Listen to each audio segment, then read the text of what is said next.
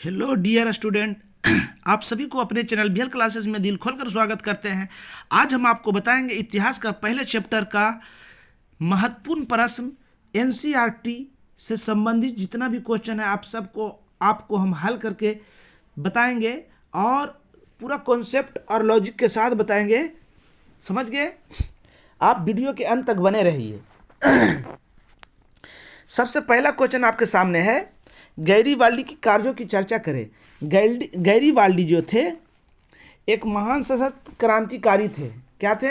महान सशस्त्र क्रांतिकारी। किसी भी व्यक्ति के बारे में बताना एकदम आसान है। उसका एक दो गुण जो है, संगठन को याद कर लीजिए, उनका मेन पॉइंट याद कर लीजिए, उसके बाद जो है उसको लिख दीजिए, है ना। क्या करा? गैरीवाल्डी ने अपने कर्मचारियों तथा स्वयंसेवकों की सशक्त सेना बनाई। पूरा जो उनके कर्मचारी थे और स्वयंसेवक थे, सबको एकदम एक आत्मबल और पूरा आत्म भरा हुआ, यानी पूरा अंदर से पूरा ठोस आदमी जो थे उनके इर्द गिर्द थे, उस सबको सेना बना दें। उन्हें इटली एवं नेपल्स पर आक्रमण कर वहाँ के जनता को अपने समर्थक बना लिया। इटली और नेपल्स पर क्या किया? आक्रमण करके वहाँ के जितने जनता थे सब अपनी ओर घुरा लिए। उन्होंने यहाँ गणतंत्र की स्थापना की और विक्टर एमुअल को सत्ता को सौंप दिया। वहाँ गणतंत्र की स्थापना कर दिया और विक्टर इमैनुअल नामक व्यक्ति को सत्ता सौंप दिए। वह अपनी सारी संपत्ति राष्ट्र को समर्पित कर दी। ऐसे कुछ ही व्यक्ति होते हैं जो अपना पूरा संपत्ति, पूरा दौलत अपने देश को समर्पित कर देते हैं। इस प्रकार इटली के एकीकरण में गैरीवाल्डी का बहुत महत्वपूर्ण योगदान रहा। समझ गए हमारी बात? इटली के एकीकरण सबसे लास्ट में जो किए, यही इन्हीं के द्वारा हुआ। 1871 में इटली का एकीकरण मेजनीकरण काबू और गैरीवाल्डी जैसे राष्ट्रवादी नेताओं के शासनकाल में हुआ। समझ गए? चलिए आगे आ जाइए। 1848 में फ्रांसीसी क्रांति के क्या कारण थे? क्रांति जब भी होता है, कोई भी क्रांति हो, या किसान क्रांति करे, छात्र क्रांति करे, मजदूर क्रांति करे, समझ रहे हैं? क्रांति का मतलब यही होता है कि सरकार से न खुश, सरकार उसके अनुसार काम नहीं कर रहा। ये बता दिया गया 1848 की कह रहा है। लुई फिलिप एक उत्तरदायी एवं महत्वाकांक्षी शासक था, मतलबी शासक था। उन्होंने अपने विरोधियों को खुश करने के लिए 1840 ईस्वी में गीजो को प्रधानमंत्री नियुक्त किया, जो कट्टर प्रतिक्रियावादी था, एकदम बहुत खराब था। उसके पास कोई भी सुधारणात्मक कार्यक्रम नहीं था और ना ही उसे विदेश नीति में सफलता हासिल हो रहा था। उसके शासनकाल में भूखमरी एवं बेरोजगारी व्याप्त होने लगा, पूरा बढ़ने लगा, जिसके कारण 1848 में वहां के जनता ने क्रांति किया। अगला क्वेश्चन है, जुलाई जो भी क्रांति है सब उसी प्रकार से होगा, याद रखिएगा। यहाँ इसमें डेट दे दिया तो आपको लिखना एकदम आसान हो जाएगा। जुलाई 1830 की क्रांति का विवरण दे। जुलाई 1830 की क्रांति इस बात की सूचक थी कि देश में कट्टर राजसत्तावादी का प्रभाव कम हो रहा था। वास्तव में यह क्रांति मध्य वर्ग और लोक संप्रभुता के सिद्धांत को, मिडिल क्लास जिसे हम लोग डायरेक्टली बोला जाए तो ओबीसी सिद्धांत को पुनर्जीवित किया तथा वियना कांग्रेस के उद्देश्य को निर्मूल सिद्ध कर दिया। इसका प्रभाव संपूर्ण यूरोप पर पड़ा और राष्ट्रीयता तथा देशभक्ति की भाषा का पर स्फुटन का राष्ट्रवाद का मार्ग प्रशस्त हो गया। जो वहाँ का शासक था उस समय, उसका मार्ग का रास्ता बंद हो गया। अगला क्वेश्चन है, जर्मनी के एकीकरण के लिए बिस्मार्क के कौन सी नीति अपनाई, अथवा जर्मनी के एकीकरण में बिस्मार्क की भूमिका का उल्लेख करें। चलिए, बिस्मार्क है ना, ये भी व्यक्ति था। जर्मनी के लिए क्या किए, है ना, जर्मनी के लिए क्या किए। बिस्मार्क का मानना था कि जर्मनी का समस्या का समाधान बौद्धिस्ट भाषाओं से नहीं, वहाँ की भाषा से कोई अथी मतलब नहीं था, आदर्शवाद से नहीं, बहुमत के निर्णय से नहीं, वर्णन परसा के नेतृत्व में रक्त और लौह की नीति से होगा। मतलब जो बताए कि भाषा से नहीं, आदर्शवाद से नहीं, बहुमत से नहीं, है ना, पर्सा के नेतृत्व में रक्त और लौह की नीति का अवलंबन बिस्मार्क ने किया था, याद रखिए, से होगा। उन्होंने पर्सा की आर्थिक स्थिति में काफ़ी सुधार किए, आर्थिक स्थिति में काफ़ी सुधार किए। पर्सा में अनिवार्य सैन्य सेवा लागू की। उन्होंने 1864 में डेनमार्क को पराजित कर सेल्सबिग पर अधिकार कर लिया, है ना। 1864 में डेनमार्क को पराजित करके उसको अपने अंदर में ले लिया। 1866 ईस्वी में सेडोवा के युद्ध में ऑस्ट्रेलिया को पराजित कर, 1866 में सेडोवा के युद्ध में ऑस्ट्रेलिया को किया, सबसे बड़ा कारण यही था, ऑस्ट्रेलिया को पराजित कर जर्मन महासंघ की स्थापना की। तथा 1870 ईस्वी में सेडान के युद्ध में फ्रांस को पराजित कर जर्मनी का एकीकरण हुआ। फ्रांस को जैसे ही हराया, जर्मनी का एकीकरण पूरा हो गया। अगला क्वेश्चन है, यूरोप में राष्ट्रवाद फैलाने में नेपोलियन बोनापार्ट किस तरह सहायक हुआ। यूरोप में जो है राष्ट्रवाद की भावना, अपने देश के प्रति प्यार लगाव, नेपोलियन ने किस तरह फैलाया, उसका क्या अथी था, सुनिए। यूरोप में राष्ट्रीयता की भावना के विकास में फ्रांस की राजक्रांति एवं नेपोलियन ने आक्रमणों के महत्वपूर्ण योगदान दिया। नेपोलियन के अभियानों से यूरोप के कई राज्यों में नव युग का संदेश पहुंचा, नया युग का संदेश पहुंचा। नेपोलियन ने जर्मनी एवं इटली के राज्यों को वास्तव में राजनीतिक रूपरेखा प्रदान किया। दोनों देश में राजनीतिक का नया ढांचा बनाया, नया नियम बनाया, नया कानून जो पूरे जनता के प्रति था, है ना, अच्छा था, जिससे इटली एवं जर्मनी के एकीकरण का मार्ग प्रशस्त हुआ। इस प्रकार यूरोप में राष्ट्रवाद को फैलाने में नेपोलियन बोनापार्ट ने अहम भूमिका निभाई थी। अगला क्वेश्चन है, विलियम प्रथम के बगैर जर्मनी का एकीकरण बिस्मार्क के लिए असंभव था, कैसे। बिस्मार्क के लिए असंभव था, किसके बगैर, विलियम प्रथम के बगैर। विलियम प्रथम राष्ट्रवादी विचारों का पोषक था, बढ़िया था पोषक, जो खाना हम लोग आहार में रहा है वो राष्ट्रवादी विचारों का पोषक था। उसके सुधारों के कारण जर्मनी में औद्योगिकरण क्रांति की हवा तेज हो गई। विलियम प्रथम एकीकरण के उद्देश्य से बिस्मार्क को अपना चांसलर नियुक्त किया, मतलब वहाँ के प्रधानमंत्री बनाया। बिस्मार्क का मानना था कि सैन्य उपाय से ही जर्मनी का एकीकरण संभव है, अतः उसने रक्त और लौह की नीति का अवलंबन किया। ऑब्जेक्टिव में भी पूछता है, अतः पर्सा के नेतृत्व में जर्मनी का एकीकरण संभव हुआ। विलियम प्रथम का महत्वपूर्ण योगदान रहा। अगला क्वेश्चन है, वियना सम्मेलन क्यों बुलाया गया, इसकी क्या उपलब्धियां थी। वियना सम्मेलन माने इकट्ठा हुआ होगा, 2 देश 3 देश, उसका क्या मतलब क्या था। 1815 में नेपोलियन ने पराजय के बाद ऑस्ट्रिया की राजधानी वियना था में एक सम्मेलन का आयोजन किया गया। इसमें विजयी राष्ट्रों ब्रिटेन, रूस, पर्सा और ऑस्ट्रिया के प्रतिनिधियों के मुख्य रूप से भाग लिया, चारों मुख्य रूप से भाग लिया। इस सम्मेलन का मुख्य उद्देश्य था नेपोलियन द्वारा यूरोपीय राजनीतिक व्यवस्था में लाए गए परिवर्तन को समाप्त कर उसकी पुनर्स्थापना करना था, उसको पूरा दोबारा लाना था। वियना सम्मेलन की अध्यक्षता ऑस्ट्रिया की प्रतिक्रियावादी चांसलर मेटरनिक ने की। मेटरनिक जो था बहुत प्रतिक्रियावादी या निरंकुश शासक था। वियना की संधि द्वारा यूरोप के राजनीतिक मानचित्र में महत्वपूर्ण परिवर्तन किया गया। मेटरनिक व्यवस्था के अनुसार यूरोप में पुरातन व्यवस्था पुनः स्थापित की गई, है ना, पुनः उसको लाया गया। अगला क्वेश्चन, जर्मनी के एकीकरण की बाधाएं क्या था। ऑस्ट्रिया, जर्मनी पूरी तरह से विखंडित राज्य था, न इटली में महत्वपूर्ण था, क्या कहता ऑस्ट्रिया, जर्मनी पूरी तरह विखंडित टूटा हुआ था। इसमें लगभग 300 छोटे बड़े राज्य थे, 300। उसमें धार्मिक, राजनीतिक तथा सामाजिक विषमताएं भी पर्याप्त थी। ये तीनों जो था पूरा जो सब राज्य, छोटा राज था, सबका अलग अलग था, यही सबसे बड़ा कारण था। वह पर्सा शक्तिशाली राज था एवं अपना प्रभाव बनाए हुए था। उनमें जर्मन राष्ट्रवाद की भावना का अभाव था, जिसके कारण एकीकरण का मुद्दा उनके समक्ष नहीं था।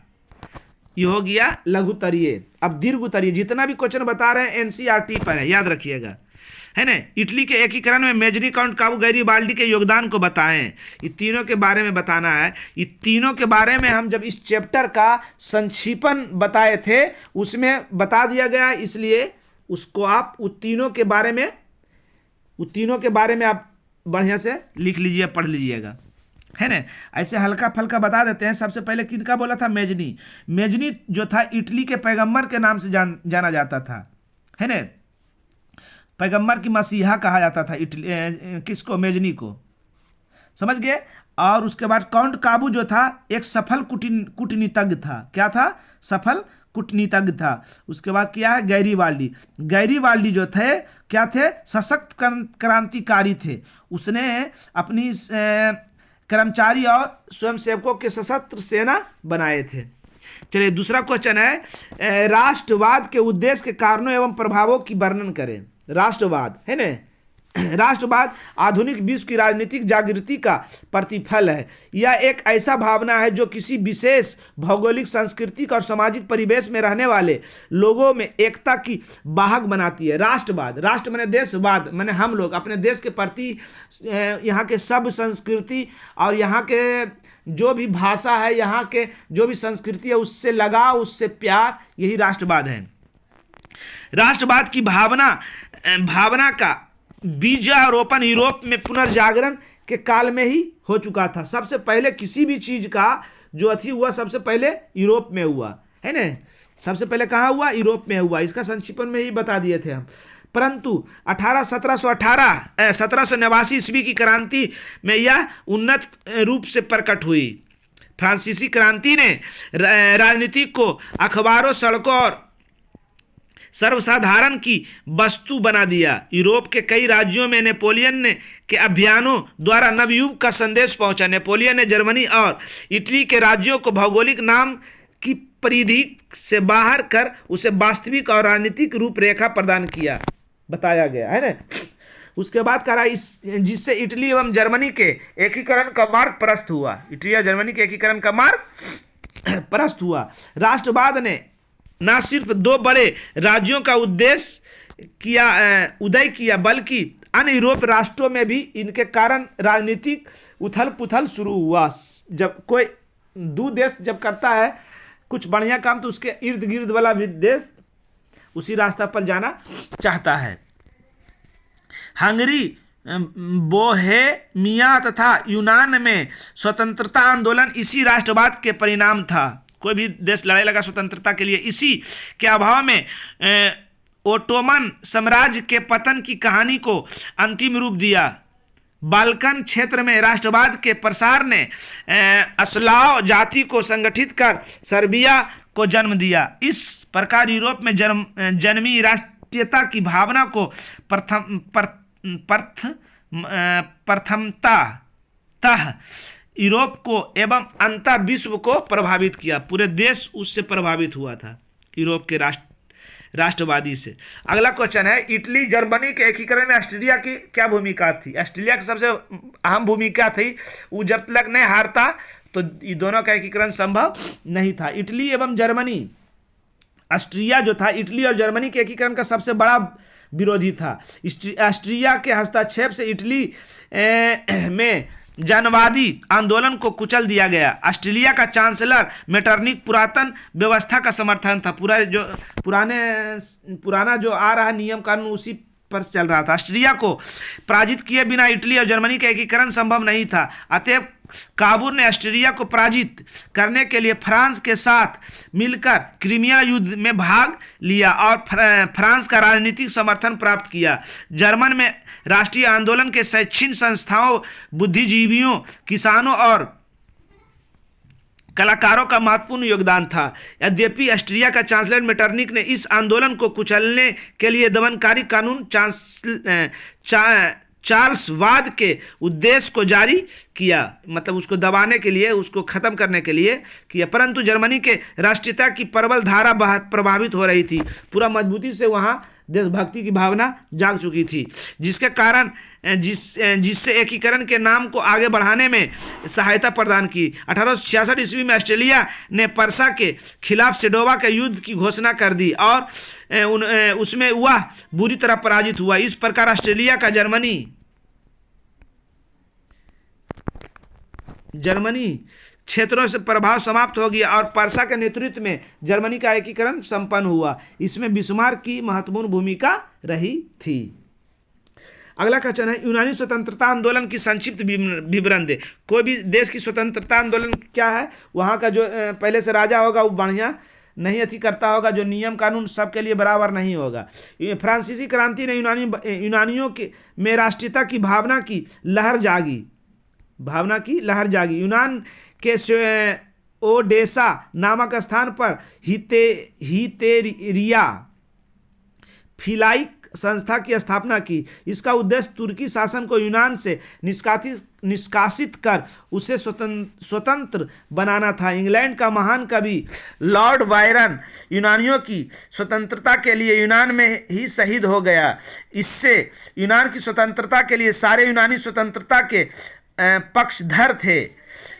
यूनानी स्थिति तब विस्फोट हो गया जब तुर्की शासन द्वारा यूनानी स्वतंत्रता आंदोलन में शामिल लोगों को बुरी तरह कुचलना शुरू कर दिया गया। रूस का नया राजा जार निकोलस, रूस में राजा को जार कहते हैं, याद कर ऑब्जेक्टिव में पूछता है, सम्राट को जार कहा जाता है। रूस का नया जार निकोलस ने खुलकर यूनानियों का समर्थन किया और अप्रैल 1826 में ग्रेट ब्रिटेन और रूस में समझौता हुआ कि वे तुर्की यूनान विवाद के मध्यस्थता करेंगे। 1827 ईस्वी में लंदन में एक सम्मेलन हुआ जिसमें इंग्लैंड, फ्रांस और रूस ने मिलकर तुर्की के खिलाफ यूनान के समर्थन में संयुक्त कार्रवाई करने की निर्णय लिया। इस प्रकार तीनों देशों की संयुक्त सेना नवारिनो की खाड़ी में एकत्रित हुए। तुर्की के समर्थन में सिर्फ मिस्र की सेना आई। युद्ध में मिस्र तथा तुर्की बुरी तरह पराजित हुआ तथा 1829 ईस्वी में एड्रियानोपुल की संधि हुई। इसके तहत तुर्की की नाम मात्र की प्रभुता में यूनान की स्वायत्तता देने की बात हुई। 1832 ईस्वी में यूनान ने एक स्वतंत्र राष्ट्र घोषित कर दिया गया। बावेरिया के शासक ओटो को स्वतंत्र यूनान का राजा घोषित किया गया। अगला क्वेश्चन है, जर्मनी के एकीकरण में बिस्मार्क की भूमिका का वर्णन करें। है ना, बिस्मार्क जर्मन डाइट में पर्सा, वहाँ का संसद, जर्मन के संसद भवन को डाइट कहते हैं, पर्सा का प्रतिनिधित्व था और अपनी सफल कूटनीति का लगातार परिचय देता आ रहा था। बिस्मार्क ने जर्मनी एकीकरण के लिए रक्त और लौह नीति को अपनाया। उसने अपने देश के अनिवार्य सैन्य सेवा लागू कर दी।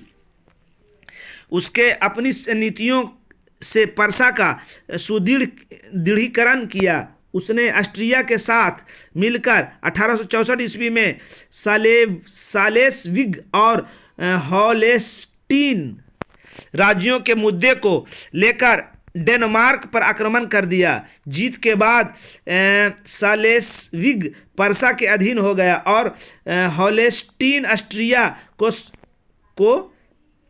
प्राप्त हुआ। 1866 ईस्वी में ऑस्ट्रिया ने पर्सा के खिलाफ सेडोवा का युद्ध की घोषणा कर दी और युद्ध में ऑस्ट्रिया बुरी तरह पराजित हुआ। जर्मनी क्षेत्र में ऑस्ट्रिया का प्रभाव समाप्त हो गया, खत्म हो गया और जर्मनी एकीकरण लगभग 2/3 कार्य पूरा हो गया। 2/3 राज्य मिला दिया कि 300 टुकड़ा था। पुनः 19 जून 1870 में फ्रांस के शासक नेपोलियन ने पर्सा के खिलाफ युद्ध की घोषणा कर दी और सेडान की लड़ाई में फ्रांसीसियों का जबरदस्त हार हुई।